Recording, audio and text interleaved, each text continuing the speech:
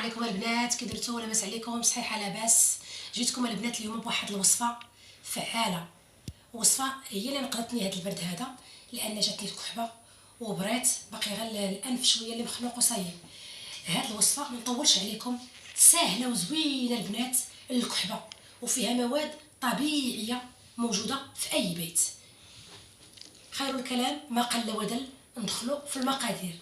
كنحتاجوا الوصفه الاولى كنحتاجوا فيها الحبه السوداء، غير راس ديال المعلقه الصغيره ديال الحبه السوداء. والمكون الثاني هو زريعه الكتان، معلقه صغيره ديال زريعه الكتان مطحونه. وعيد المقادير. كنحتاجوا الراس المعلقه الصغيره ديال الحبه السوداء، وكنحتاجوا معلقه صغيره ديال زريعه الكتان مطحونه لا غرين دو لا. الطريقه: كنشدو البنات، كنشدو في كاس، كناخدو حليبه سخنوها البنات، الحليب سخنوه،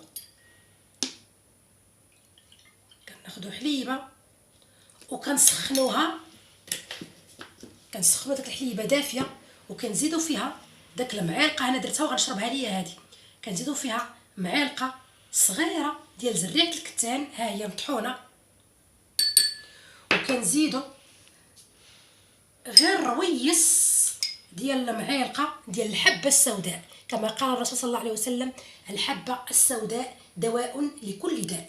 ها هي غير رويس ديال المعلقه البنات. كنخلطوا داك الكويس ديال الحليب وتنخلطوا مزيان، وكنشربوا هاد الكويس قبل النوم. ملي كندخلوا قبل ما ندخلوا للفراش باش ننعسوا في امان الله. راه مزيانه البنات، نقدتني. كانت فيا واحد الكحبه ودرت الراديو قال لي كل شيء طبيعي كل شيء عادي، وملي جربت هذه ما بقيت لا كنكحب لا حتى شي حاجه، كاع ديك الكحبه الجافه كتمشي باذن الله. هذه الوصفه الاولى. بالنسبه للوصفه الثانيه الفعاله للكحبه، كنحتاجوا البصل احمر البنات، بصل احمر. اللي ما عندوش يدير غير بصل عادي، ولكن من الافضل بصل احمر. البصل البنات فيه لي زونتيبيوتيك، فيه كيحارب الميكروبات، فيه كاع الادويه ديال العالم مجموعه في هذا البصل الاحمر، غني بالفوائد. كنشدوا داك البصيله البنات وتنحكوها مزيان بالحكاكه الرقيقه.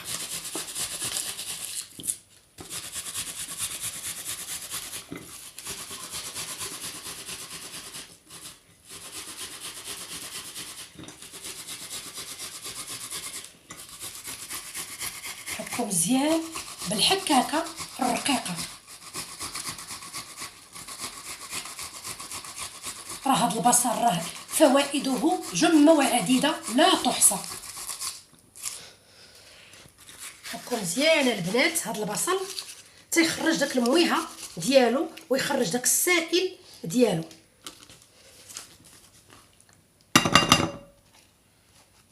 فوالا ملي كنحكو هاد البصله هادي البنات، سمحوا لي، كنشدو الصفايه وكنصفيو هذيك المويها، كنصفيو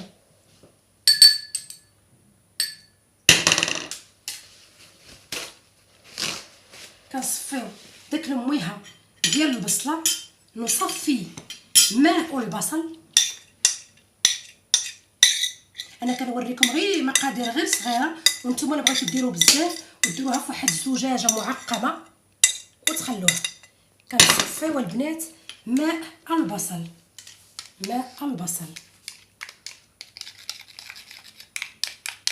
كناخذوا غير الماء ديال البصل البنات.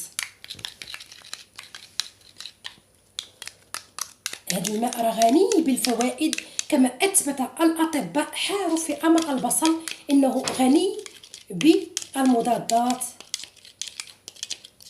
ديال البكتيريا والفيروسات، وحامي وواقي لكل الميكروبات ديال الجسد، وسورتو بخصوص الشتاء. الامراض كتكون بزاف. فوالا البنات، ها هو ماء البصل كناخذوا ديك المويها ديال البصله البنات وكنديروا فيها البنات عسيله، كنديروا فيها عسل النحل، عسل البنات، كنديروا عسيله وكنخلطوا داك ماء البصل مع هذيك العسيله وكنشربوها البنات قبل النوم. فوالا تقدروا ديروا في قاروره كبيره بزاف ديال البصل محكوك، الماء ديال البصل، وديروا فيه واحد الملعقه كبيره ديال العسل، وشك كل ليله قبل النوم ناخذوا داك المعلقه ونعسوا. هاد الوصفه يا البنات راها مزيانه كتحارب الكحه والسعال والربو بصفه نهائيا. غير داوموا عليها فتره اسبوع، ومن خلال هذاك الاسبوع غتشوفوا العلاج اللي دارته هاد البصله. كنتمنى هاد الوصفات بجوجهم يكونوا نالوا الرضا والاعجاب ديالكم ويجيبوا النتيجه ايجابيه باذن الله. دمتم في رعايه الله، والى وصفه قادمه بحول الله. مع كل تحياتي، وما تبخلوش عليا بالتعاليق في قناتي بوبو ماسك إكويزين. دمتم في رعايه الله، مع السلامه.